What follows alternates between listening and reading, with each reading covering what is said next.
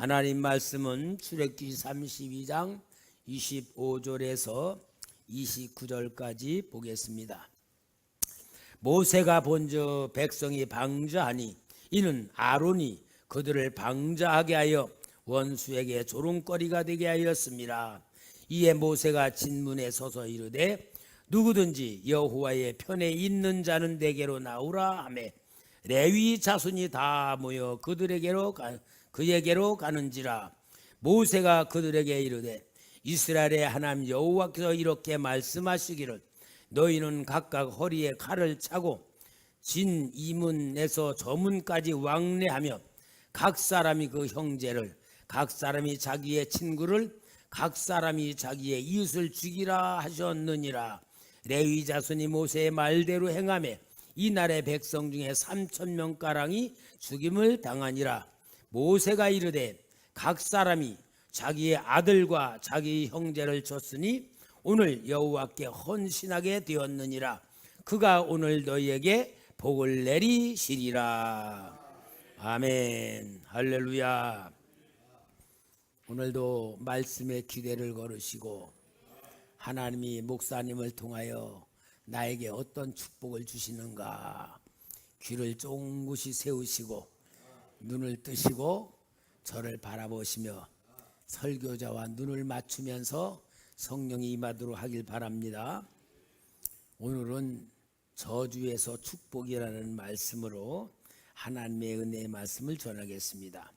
여러분, 세상 사람들은요 사주팔자, 운명 그런 것에 묶여서 살아갑니다.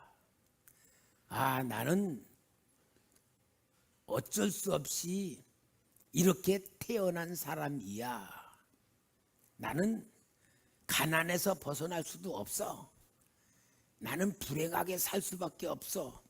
그렇게 현실을 받아들이면서 살아가는 사람이 있고 그것을 거부하려고 애를 쓰는 사람이 있어요. 사주팔자를 인정하는 사람들을 운명으로 산다 그러고요. 또 하나님 주시는 축복을 받지 못하는 사람들은 어떤 사람이냐면은 자기의 과거에 얽매여 가지고 살아가는 사람은 하나님의 축복을 받지 못해요. 그러니까 성경은 이러한 사람들을 변화시켜 주기 위해서 과거에 살던 무엇은 삶은 육신의 삶이고 예수를 믿고 하나님 자녀가 되고 구원을 받은 사람은 거듭난 사람이다. 과거는 육의 사람이고 예수 믿으면 영의 사람이 된다. 과거에는 마귀의 자식으로 살다가 예수 믿는 누구의 자녀? 하나님의 자녀가 된다. 이게 뭐냐? 저주에서 축복으로 살아가는 삶의 원리를 가르쳐 주는 것입니다. 근데 여러분, 우리들이요 실제 아무리 하나님이 저주에서 축복으로 바꿔준 삶을 만들어 주었어도 실제 내가 그렇게 살지 않으면은 내 것이 될 수가 없어요. 오늘 여러분, 우리는 한마디로 과거에는 아무리 고통스러운 저주 같은 삶이었다 할지라도 하나님이 오늘 주시는 축복을 받들어서 저주에서 축복으로 만들어가는 인생 되시기를 바랍니다. 그의 그림이 오늘 여기 창세기 34장에 나오는데, 창세기 34장에 무슨 얘기냐면은 야곱이 저 하란에서 엄청난 거부가 되어가지고 고향으로 돌아오는데 제일 큰 걱정이 형 에서가 나를 어떻게 할까 하는 걱정이에요. 그래서 형 에서에게 사람을 보내어 내가 형님 만나러 갑니다. 그러니까 이 에서가 400명의 군대를 데리고 온다는 거야. 그럼 살리겠다는 거야? 죽이겠다는 거야? 죽이겠다는 거예요. 400명 군대를 데리고 오는 거는. 그러니 20년 동안 죽자고 만들어 놓은 가족 재산들이 이게 무슨 소용이 있어요?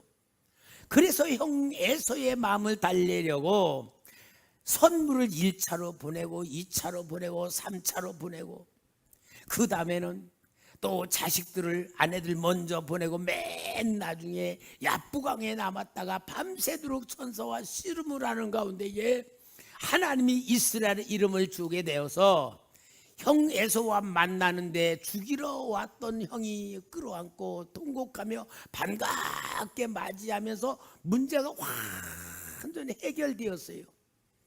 그러니까 야곱이 아이고 이젠 살았다 그러고서는 세겜 땅에다가 땅을 사가지고 거기에다가 집을 짓고 우리가를 짓고 거기서 머무는 거예요. 사는 거예요. 그러니까 야곱의 딸 하나 있는 디나가 세겜 성읍에 구경을 가러 가서 갔다가 보는데 그 세겜이 하몰의 아들 세추장 하몰의 아들 세겜이 디나를 보고 억지로 강간을 해버렸어. 이러니 야곱은 큰일 난 거예요. 그래가지고 자기 아들들이 왔을 때에 얘들아 이런 일이 있었다. 그러니까 또 이 세겜은 디나를 너무너무 사랑해서 결혼하겠다 그러니까 아버지 추장 하몰이 야곱에게 말하기를 당신네들이 뭐든지 달랬는 대로 다 줄 테니까 우리 며느리로 주시오. 그러니까 이제 레위와 시몬이 뭐라 그러느냐, 당신네들 우리하고 같이 결혼하려면은 우리는 신앙의 풍습이 있다. 남자들은 다 할례를 받아야지만 당신들하고 교류할 수 있지, 그렇지만 우리는 하나님 섬기는 법이라 못된다. 그러니까 하물이 자기 족속들을 모아놓고 저 사람들과 교류하면 우리가 더 많으니까 저거 다 우리 거가 되니까 우리 다 할례를 받읍시다. 그래서 남자들이 다 할례를 받았어요. 제일 아픈 사흘째 된 남자들이 할례보다 잘 움직이지 못할 때 레위하고 시몬이 칼을 가지고 가서 그 하물의 족속 남자들을 다 죽여버리고 사람들 다 죽이고 짐승들을 빼서 온 거예요. 그 소문이 가나안 땅에 퍼질 때 어떻게 되냐, 야곱의 집안이 쑥대밭이 될 수밖에 없는 그런 사건이 일어난 겁니다. 그럴 때에 하나님께서 야곱에게 베델로 올라가라. 그래서 베델로 올라가는 과정에서 모든 우상 숭배 다 땅에 묻어버리고 귀두고 이거 그런 신들 다 묻어버리고 깨끗한 몸으로 베델로 올라갈 때에 하나님이 지켜줘서 그 야곱의 가족을 건들지 못하게 하는 사건이 창세기 34장에 나오는 사건이에요. 그러면은 사람이요 화장실 갈 때하고 올 때하고 같다 다르다? 다른 거야. 왜? 야곱이 형 에서를 피해 도망갈 때에는 베델에서 꿈을 꾸고 하나님 만나고 소원을 하잖아요. 하나님, 내가 집으로 돌아올 때 이곳에서 하나님의 전을 세우겠습니다. 약속해 놓고, 그리고 형 에서와 만나고 나니까 그 소원을 잊어버리고 세겜 땅에 머물렀다가 엄청난 큰 일을 당한 거잖아요. 그런데 자식들이 살인자가 만들어 줬단 말이에요. 그러니까 여러분, 이러한 사건으로 인해서 레위와 시므온은 엄청난 폭력을 행하고 살인을 하는 가운데에 그들은 엄청난 역사를 만들어 버렸는데, 이제 이 일로 인하여서 야곱이 마지막 죽을 때에 창세기 49장 5절 6절에 유언을 하는 데에 유언이 뭐냐? 저주로 나와요. 시몬과 레위는 형제요, 그들의 칼은 폭력의 도구로다. 내 호나 그들의 모의에 상관하지 말지어다. 내 영광과 그들의 집회에 참여하지 말지어다. 그들이 그들의 분노대로 사람을 죽이고 그들의 혈기대로 소의 발목 힘줄을 끊었음이로다. 실은 야곱이 자기가 잘못해놓고는 그 결과로 나타난 현상이 이놈의 아들들이 이 시몬과 레위가 어떠냐? 아우, 저놈들 보니까 진짜 무서운 놈들, 내 자식이지만 얼마나 잔인한지. 그 세겜 족속을 죽이는 걸 보니까 야곱이 벌벌 떨릴 만큼 무서운 놈들이야. 혈기가 방장하고 눈앞에 막 성격이 얼마나 급한지 보는 대로 막 행동을 하는 거예요. 그러니까 아버지가 죽으면서 이 레위 지파를 저주를 해. 여러분, 아버지가 저주를 하는, 그런 자식을 저주하는 일이 나오잖아요. 창세기 49장 7절 한번 우리 같이 읽어볼까요? 창세기 49장 7절 시작. 애움이 혹독하니 저주를 받을 것이요 분기가 맹렬하니 저주를 받을 것이라. 내가 그들을 야곱 중에서 나누며 이스라엘 중에서 흩으리로다. 저주를 받을 것이다. 그러면서 뭐냐? 내가 이스라엘 중에서 흩으려겠다. 무슨 말이냐? 저 레위 지파를 가만히 보니까 이놈들이 똘똘 뭉쳐 있으면 나머지 11지파가 마음에 안 들면 다 죽일 거야. 왜? 얼마나 잔인하고 얼마나 난폭하고 칼을 쓰는지. 그러니까 야곱이 자기 후손들을 생각해가지고 함께 뭉치면 큰 일을 저지를 것 같으니까 저주하는 게 뭐냐? 이스라엘 중에 완전히 흩어버리는 거야. 흩어버리면 큰 일을 못 하잖아요. 흩어버리는 저주를 하는 겁니다. 그래서 레위 지파는 뭐 받은 지파요? 저주받은 지파요. 저주받은 지파. 얼마나 무서운 겁니까? 그것도 아버지가 자식들을 저주했다는 게. 근데 여러분, 그래서 저주받은 레위 지파는 어쩔 수 없어. 아버지의 저주 속에 묶일 수밖에 없는 거예요. 그런데 여러분, 성경은 항상 두 가지 길을 보여줘요. 사망의 길과 생명의 길을 보여줘. 멸망의 길과 승리의 길을 보여줘요. 오늘 여러분, 우리에게는 항상 성경은 지혜의 말씀이니까 하나만 보여주는 게 아니야. 살 길도 보여주고 죽는 길도 보여줘. 망하는 길도 보여주지만 사는 길도 보여주는 거예요. 여러분, 우리 다 똑같이 우리에게는 두 가지 일이 있습니다. 예수 믿으니까 우리는 한 가지 길만 있는 게 아니에요. 성경은 예수 믿는 우리이지만 망하는 길도 있다는 걸 보여줘. 그래야 정신 바짝 차리니까. 마귀가 우리를 삼킨다는 것도 가르쳐줘. 죄로 가면 지옥 간다는 걸 가르쳐 주는 거야. 그렇지만 우리는 생명의 길, 구원의 길을 하나님이 가르쳐 주는 거야. 어느 쪽을 보고 어느 쪽으로 가느냐는 우리에게 달려 있는 거예요. 우리 믿음의 결과고 순종의 결과고 하나님의 말씀을 얼마큼 따르느냐에게 결과가 있는 거예요. 그래서 레위 지파는 저주를 받아서 온 백성들에 흩어지는 그러한 저주를 받은 지파가 되고야 만 것입니다.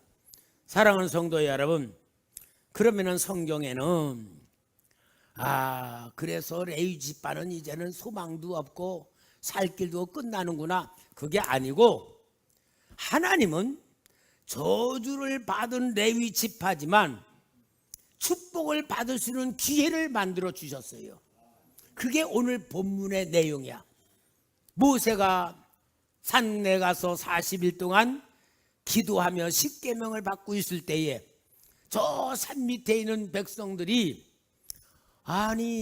물도 안 가지고 가고 쌀도 안 가지고 가고 천막도 안 가지고 그 높은 산 꼭대기 간 모세가 하루 이틀 사흘 나흘 열흘이 돼도 안 나, 20일에도 나, 틀림없이 그건 죽었어.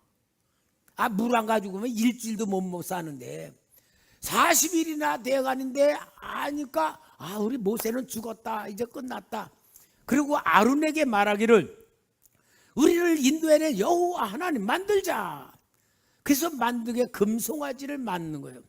여러분, 금송아지가 뭐냐면요, 실은 애굽의 신이야. 애굽의 신은 송아지야. 왜냐? 농사를 잘 져야지 되니까 애굽이 사람들이 섬기는 신이 송아지인데 아론을 통하여 금송아지를 만들어 놓은 거예요. 출애굽기 32장 4절에 아론이 그들의 손에서 금고리를 받아 부어서 조각칼로 새겨 송아지 형상을 만드니 그들이 말하되 이스라엘아, 이는 너희를 애굽 땅에서 인도해낸 너희의 신이로다 하는지라. 그래서 금송아지를 만들어 놓고 막 금송아지가 우리를 애굽에서 인도해내고 하니까 하나님께서 모세에게 진노하신의 역사가 나타납니다. 출애굽기 32장 9절에서 10절, 여호와께서 또 모세에게 이르시되 내가 이 백성을 보니 목이 뻣뻣한 백성이로다. 그런즉 내가 하는 대로 두라. 내가 그들에게 진노하여 그들을 진멸하고 너를 큰 나라가 되게 하리라.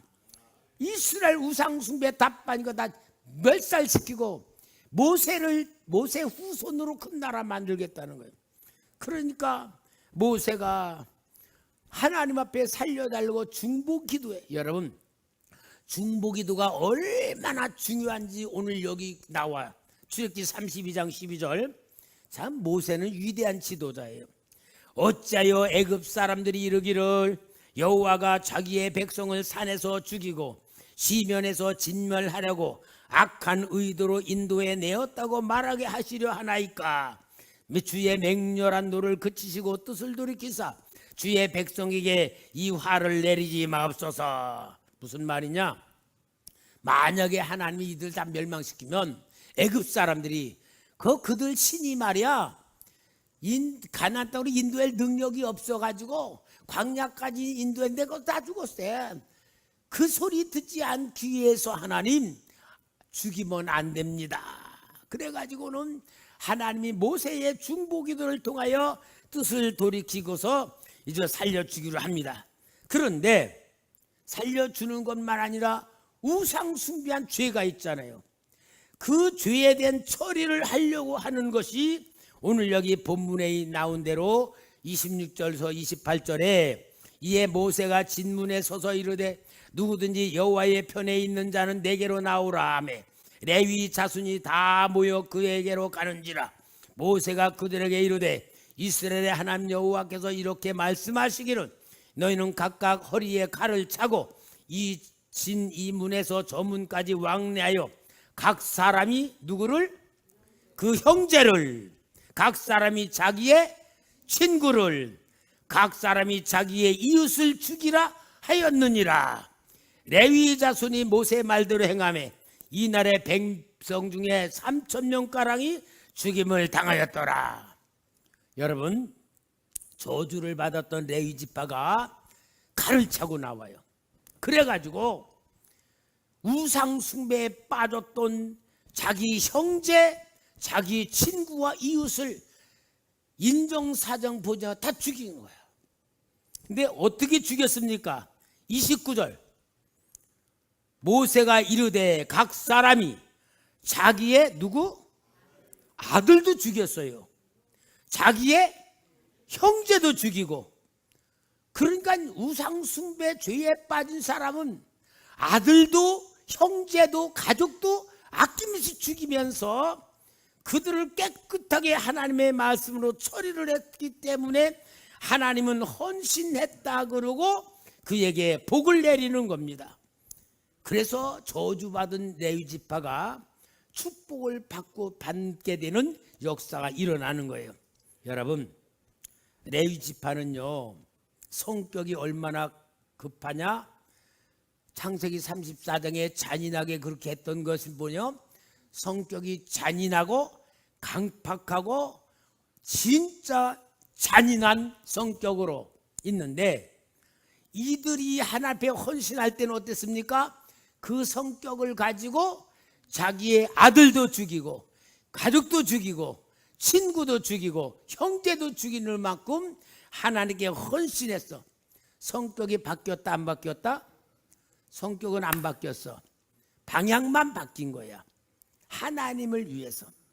그러므로 인하여서 레위 지파는 저주에서 축복을 받는 사건을 만들어 가지고 하나님이 이 레위 지파를 축복의 지파로 만드는데, 그 지파를 보고 참 신기해요.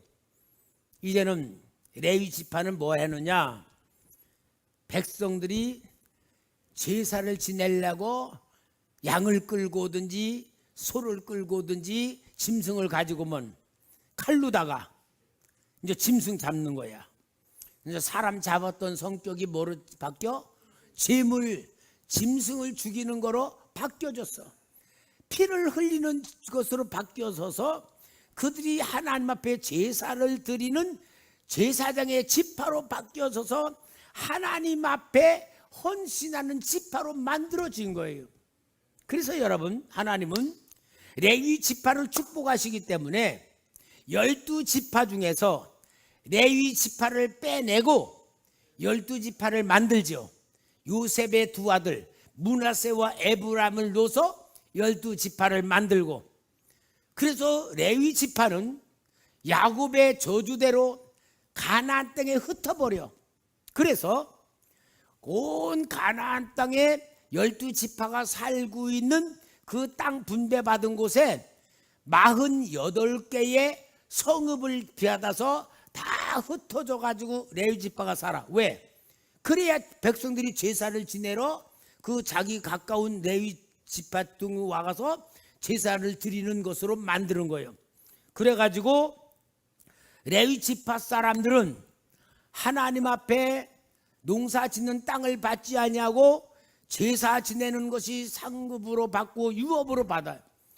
나머지 지파들이 다 11조를 바치면은 11조 바친 것 가지고 레위 지파들은 받아서 먹으면서 사는 축복으로 바꿔진 거예요.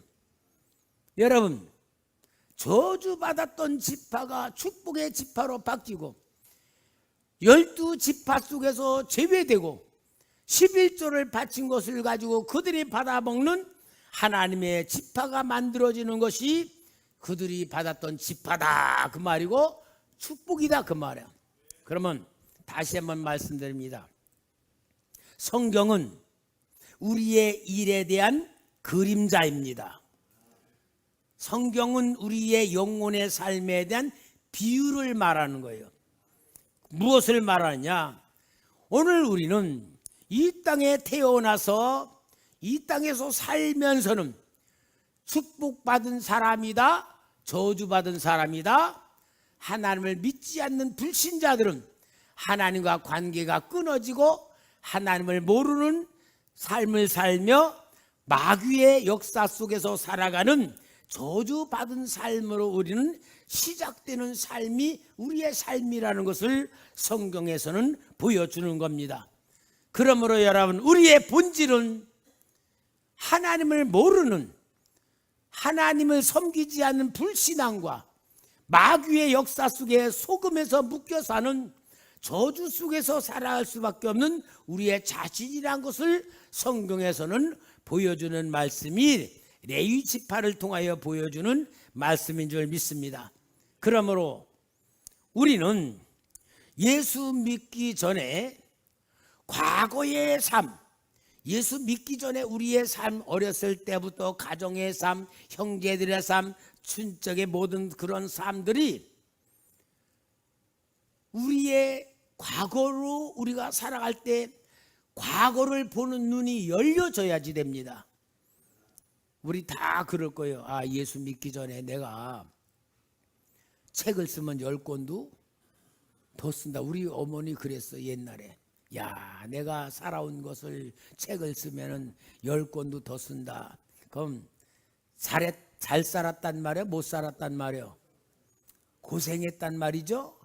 그렇게 고생했다 그런 거예요. 근데 여러분, 오늘 여러분, 우리가 과거에 저도 가난하게 살았고 고생 많이 하게 살았고 여기도 우리가 많이 대부분이 그런 삶을 많이 살았는데 그 과거를 우리는 하나님을 섬기지 않았을 때의 삶의 실체는 뭐냐? 저주 아래서 살았던 자신이란 것을 보는 눈이 열려져야지만 구원받은 오늘의 눈이 열려질 줄 믿습니다. 그러니까 진짜 예수 믿는 사람은 과거에 내가 살아왔던 곳에서 벗어나야 돼. 근데요, 여러분, 거기다가 예수 믿으면서도요, 과거에서 살았던 곳에서 벗어나지를 못해. 너무 가난하게 살으니까 쫌생이가 돼가지고 돈에 대해서 쩔쩔쩔쩔 매고 너무 막 그냥 돈 막 그러면서 살면 이 예수 믿으면서 말이요, 이게 진짜 축복 못 받는 거예요. 저하고 우리 청년 때에 찬양단도 하고 교사도 하고 그랬던 그 한 여자 집사가 있어요. 아주 똑똑했어요. 근데 우리 그 여자 집사가요, 중학교밖에 못 나왔어. 청년 때임. 그렇게 하는데 얼마나 똑똑하냐면요, 피아노 학원을 다니면서 피아노 학원을 차렸어. 여러분, 피아노를 잘 치는 사람이 피아노 학원을 차리는 건데, 이 집사가 자기는 피아노 학원 다니면서 피아노를 배우면서 피아노 학원을 차렸어. 그런데요, 한 5년 정도 되니까요, 피아노 학원만 아니고 속셈 학원, 무슨 학원 막 그러는데, 그 다음에 제가 가니까 그래요. 목사님, 저는요 하나님 축복 얼마나 많이 바라는지 몰라요. 왜요? 관악구에서요 우리 학원이 제일 커요. 학생이 얼마나 돼? 약 900명 돼요. 그래. 여러분, 피아노 조그만 학원 시작해가지고 다른 학원 막 해가지고 빌딩 하나를 전체 얻어가지고, 그 당시에는 바글바글 됐어. 애들이 많아. 950명 된다는 거야. 관악구에서 제일 큰 학원이라는 거야. 어마어마한 사업이 벌려지더라고요. 진짜 사업가는요 그렇게 사업하더라고요. 그런데 여러분, 제가 그랬어요. 나는 이제 워낙 이제 이렇게 가깝게 지내니까, 집사님, 그래 그렇게 축복 많이 받았는데 수요일 날 예배는 가요? 아이고, 수요일 예배 깨먹은 지는 오래됐어요. 주일 날 저녁 예배는 피곤해서 가끔 못 가요. 그래서 내가 그랬어요. 집사님 정신 바짝 차려요.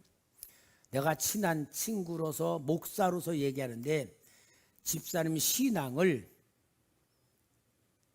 돈과 바꾸는 중입니다. 만약에 집사님이 지금 같은 상태로 하나님의 축복을 받았다면, 그 당시 이병철 씨는 뭐 세계 제일 큰 축복 받았게? 돈이 축복이 아니라 신앙이 축복이고, 신앙생활을 하면서 물질이 들어오면 축복이지만 신앙하고 바꾸면은 이거는 축복이 아닌 거요. 정신 바짝 차리셔. 내가 딱 얘기해 줬어. 그랬더니 한 2년 만에 병원에 입원을 했대. 병원에 찾아갔더니 이 신장이 망가져서 피를 이렇게 걸러야 될 때가 됐다는 거야. 그래서 제가 가서, 집사님 진짜 회개하고 정신 차리라고, 큰일 날 테니까 빨리 회개하고 정신 차려서 돈 벌라 그러지 말고 신앙 회복하시오. 그러니까 내가 온 다음에 그러더래. 김선 목사님 와서 위로해 줄 줄 알았더니 야단만 치고 갔다고 그러더래. 그랬더니 3년 만에 죽었어요. 죽으면서 하는 말이, 나한테는 직접 안 했어. 진짜 나를 위해서 좋은 말 해줬던 분은 김선 목사님이었다. 그때 내가 그 말을 들었으면 내가 이렇게 되지 않았을 거라 그랬다는 거야. 엄청 돈을 많이 벌었는데 그 남편이 목사님이었어. 2년 만에 다른 여자하고 결혼했어. 했다 몇 년 만에 헤어졌어. 목사님 그 돈 다 까먹고 막연하게 들리는 소식은 저 일산 어디서 두부 장사한데, 여러분 우리는요 어렸을 때 가난하게 산 사람들이 돈에 대한 애착 가지고 돈에 대한 묶이면은 그 과거를 벗어버리지 못하면은 현재의 삶을 누릴 수가 없는 거예요. 여러분 우리는 과거를 무시할 수 없어요. 과거를 통하여 성격이나 과거를 통하여 어떤 것들이 다 내가 현재 보여. 중요한 거는요, 사람들이 얼굴을 보면은 그 얼굴이 그 사람의 마음의 상태, 경제적 상태, 그의 직업, 그의 성격, 그의 수준이 다 얼굴에 나오잖아. 이거요, 은혜의 얼굴로 안 바뀌면은요 진짜 축복으로 안 바뀐 거예요. 이거 빨리 성형수술해서 바꿔야 돼. 그렇다고 저 강남 성형외과 가지 말고 초대교회 성형외과 와가지고 성령 충만 받아서 하나님이 내게 주신 은혜가 넘치고 기쁨이 넘치고 사랑이 넘치고 축복이 넘치고 내 입에서 예수 말만 나오고 성령 말만 나오고 은혜가 나오고 사랑이 쏟아지는 나로 바꾸는 것이 저주에서 축복으로 이어진 하나님의 역사를 내 거로 만드는 건 줄 믿습니다. 얼굴 보면 나오는 거. 얼굴 보면 나 우리 성도님들 항상 보면은 딱 보면 교회 나와서 내 인사하면서도 얼굴을 다 이렇게 봐요. 하나님, 우리 아무개 집사님이 영적으로 하나님 사랑 받는지요. 얼굴 다 보면요 신령한 김선 목사가 좀 보인단 말이야. 말은 안 하지만 여러분 내 얼굴에 축복이 나와야 됩니다. 이건 우리의 책임이야. 하나님이 안 주는 거 아니에요. 다 주셨습니다. 우리 죄는 예수님이 완전히 해결해 주셨습니다. 옛사람은 다 십자가에 못 박았습니다. 성령을 우리 새 사람 주었습니다. 하늘의 복을 주셨습니다. 성령 임재를 약속했습니다. 오늘도 기도 응답 주십니다. 함께 하십니다. 오늘 우리 모습이 축복의 모습으로 보여져야 가나안 땅을 회복한 성도가 될 줄 믿습니다. 오늘 여러분이 진짜 하나님의 작품이 돼야 돼요. 하나님의 작품이 우리입니다. 예수를 죽여서 만든 하나님의 작품이 우리입니다. 내가 하나님의 모습을 보여줘야 됩니다. 하나님의 사랑이 나타나야 됩니다. 여러분 과거에 고생했던 얘기 그게 아니에요. 과거에 고생했던 것이 오늘 축복으로 바꿔진 간증이 돼야 됩니다. 제일 큰 간증한 사람이 요셉이잖아요. 형님들이 나를 팔았으나 한탄하지 마소서, 근심하지 마소서.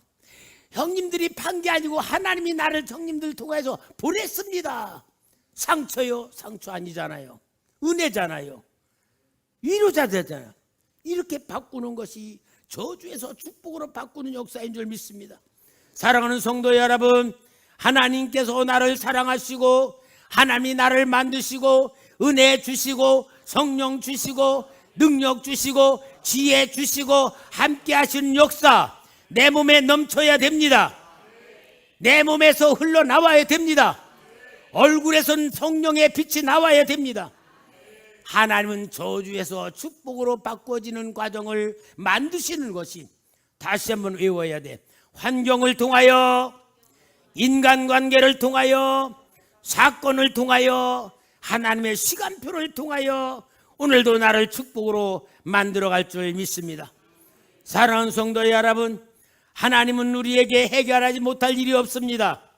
하나님은 우리의 모든 걸 다 주십니다. 여러분들 그 속에 혹시라도 내가 해결하지 못할 어떤 큰 문제가 있습니까? 만약에 이 문제가 있다면 하나님이 그것을 해결하지 못하면 저주가 되지만 그것을 하나님 앞에 기도하고 하나님의 뜻을 받들고 믿음으로 순종하고 하나님 앞에 완전히 모든 것에서 그 문제를 통과하게 되면은 저주 같았지만 축복이 바뀐다는 것이 하나님의 역사인 줄 믿습니다. 사랑하는 성도 여러분, 오늘의 인생은 하나님이 만들어가는 인생입니다. 하나님이 우리를 그릇으로 만들고 저주에서 축복으로 만들고 지옥 가는 우리를 천국으로 만들어가는 하나님의 작업 중에 있습니다. 그러므로 우리는 나의 모든 것은 하나님의 것으로 믿고 하나님의 역사로 알고 하나님께 맡기고 순종하며 이 저주에서 축복의 과정으로 만들어가는 삶이 되시기를 주의 이름으로 축원합니다.